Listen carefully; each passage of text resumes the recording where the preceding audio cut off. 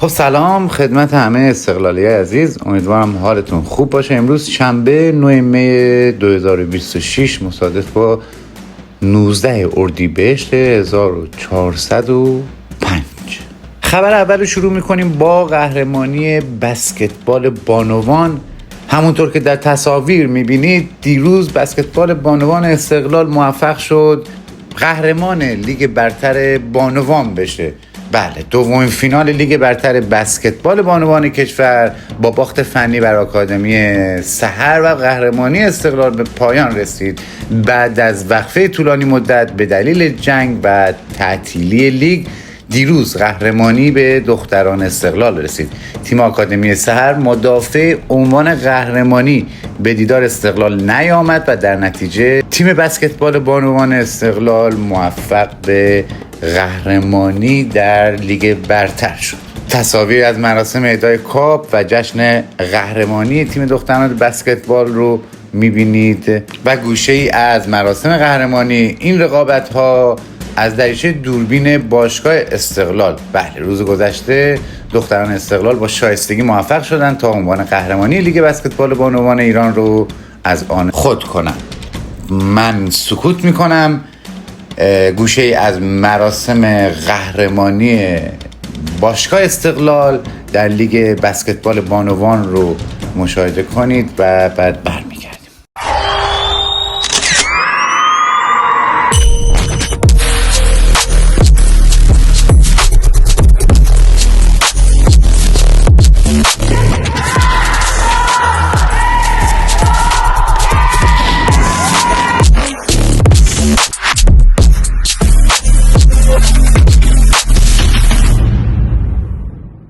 بله، آخرین آرزوی پدر استقلال برآورده شد. خانم فریده شجاعی درباره قهرمانی استقلال و حضور دخترش خانم عسل پورحیدری در باشگاه استقلال در تیم بسکتبال بانوان فرمودن که یکی از آرزوهای منصورخان پورحیدری برآورده شد. او خیلی دوست داشت که عسل را روزی با پیراهن استقلال ببیند که حالا او با این تیم قهرمان شد و یکی از آرزوهای پدرش را برآورده کرد. خانم شجاعی در ادامه گفت: من با منصورخان زمانی آشنا شدم که بسکتبال را در تاج سابق شروع کردم و با او آشنا شدم و ازدواج ما سالها بعد در همان باشگاه شکل گرفت. خواهر من هم بازیکن تیم بود. او خاطرات خیلی خوبی از بسکتبال استقلال داشت و حالا عسل هم توانست با قهرمانی استقلال یکی از آرزوهای پدرش را برآورده کند. بله، قهرمانی در هر رشته‌ای، در هر زمینه‌ای به نظر من برای هواداران استقلال شیرین و لذت بخشه. به خبر بعدی میریم. گزینه تکراری برای نشستن روی صندلی مدیریت باشگاه استقلال نزدیک به 9 ماه است که استقلال با سرپرستی علی تاجرنیا اداره می شود. این در حالی است که مدت زمان قانونی سرپرستی او مدت هاست که به پایان رسیده، اما هنوز تکلیف مدیرعامل این باشگاه مشخص نشده.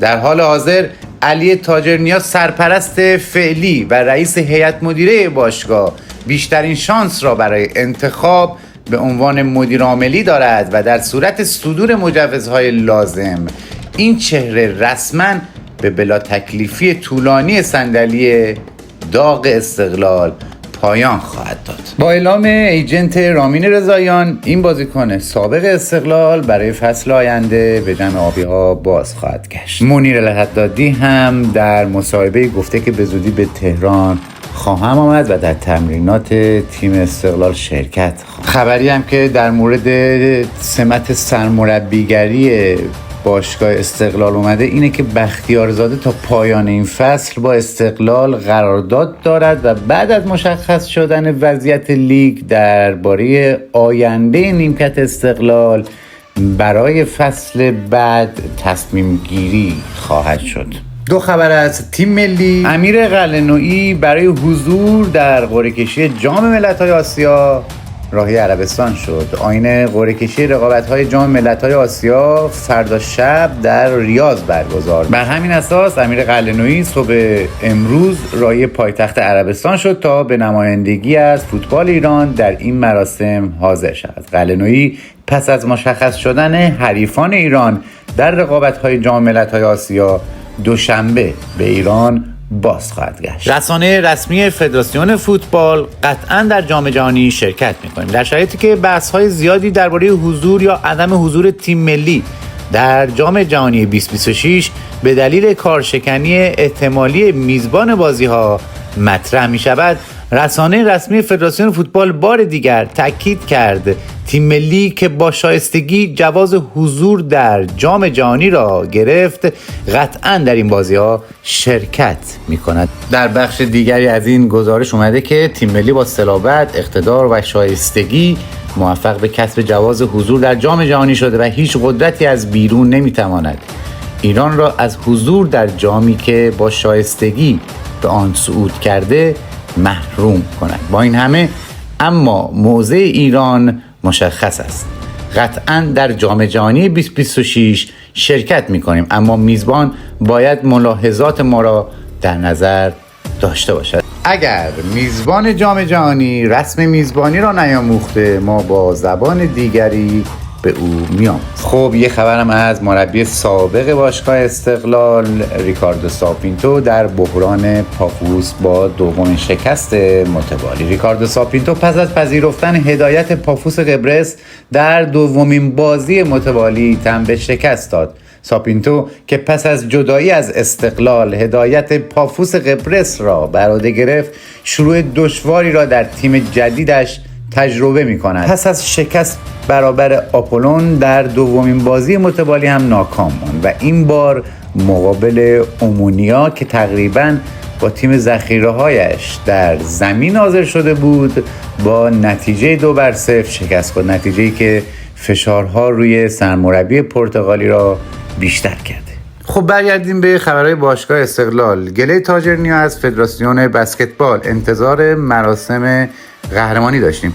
تیم بسکتبال بانوان استقلال در دومین فینال لیگ برتر قرار بود دیروز به مصاف تیم آکادمی سحر برود که با توجه به عدم حضور این تیم در فینال، آبی‌های تهران قهرمان لیگ برتر بسکتبال بانوان شدند. در این راستا تاجرنیا گفته که گله کنم از فدراسیون بسکتبال که انتظار داشتیم جدی‌تر حضور می‌داشتن و اهدای جام قهرمان پرشورتر انجام میشد، اما اینها چیزی از ارزش‌های قهرمانی تیم ما کم نمی‌کند. ارتباط ما با فدراسیون حسنه خواهد بود.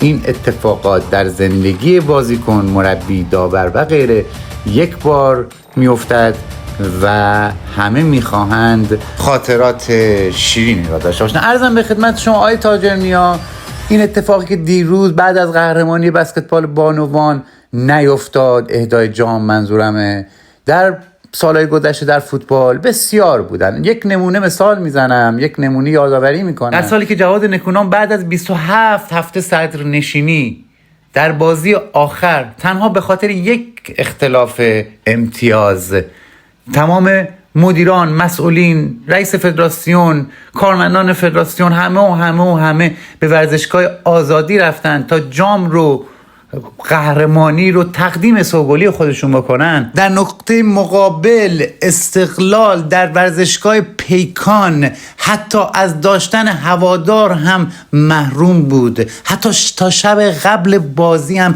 سکوی قهرمانی هم برای اون بازی تدارک ندیدن. اونجا هیچ مدیری اعتراض نکرد، هیچ مسئولی از استقلال به فدراسیون اعتراض نکرد. این روزبه چشمی کاپیتان استقلال بود تا شب قبل بازی با اون تیم، فکر میکنم پیکان بوده که ما 2-0 بعدش بردیم. فقط روزبه چشمی بود که اعتراض کرد که حالا به زور یه سکویی را آوردن به ورزشگاه پیکان تا بگن که ما هم کاری انجام دادیم برای، در صورتی که همه در ورزشگاه آزادی بودند، تا اون جام رو تقدیم سوگلی خودشون بکنن. از این اتفاقات آقای تاجرنیا در استقلال بسیار افتاده در گذشته و باز هم میفته، چون چشم دیدن استقلال رو ندارند. شما هم چشم دیدن استقلال رو ندارید. خب تبریک به علیرضا منصوریان، پستی که باشگاه استقلال همین چند دقیقه پیش کار کرده. تبریک به علیرضا منصوریان بابت موفقیت در فوتبال عراق. علیرضا منصوریان سرمربی پیشین و پیشکسوت پر افتخار استقلال قرارداد خود را با باشگاه الطلبه به مدت 3 فصل دیگر تمدید کرد. خبر دیگری که باشگاه استقلال در کانال رسمی خودش کار کرده، نایب قهرمانی استقلال در لیگ کاراته وان. تیم کاراته استقلال با کسب 20 مدال و ایستادن بر سکوی نایب قهرمانی عملکرد درخشانی از خود به نمایش گذاشت.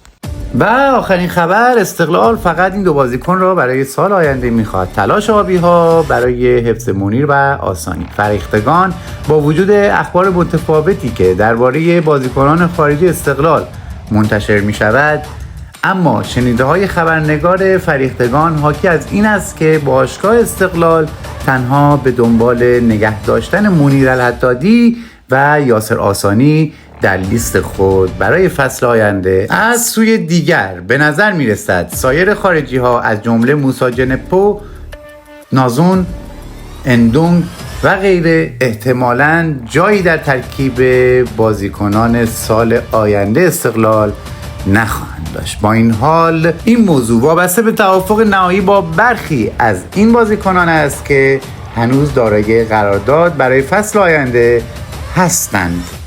همچنین لازم به ذکر است که قرارداد آنتونیو آدان دروازه‌بان اسپانیایی آبی‌ها در پایان فصل جاری به اتمام میرسد. این نکته هم وجود دارد که حفظ همین 2 بازیکن هم منوط به مجوز و تصمیم نهایی سازمان لیگ است که حضور خارجی ها را در لیگ ممنوع کند یا نه. خب اخبار امروز بود، امیدوارم مورد قبولتون قرار گرفته باشه، چون ممکنه تا شب خبرهای دیگری هم داشته باشیم. امکان داره باز هم در خدمت شما دوستان عزیز باشیم، هوادارهای گل. پس مراقب خودتون باشید تا چند ساعت دیگر. خدا نگهدار.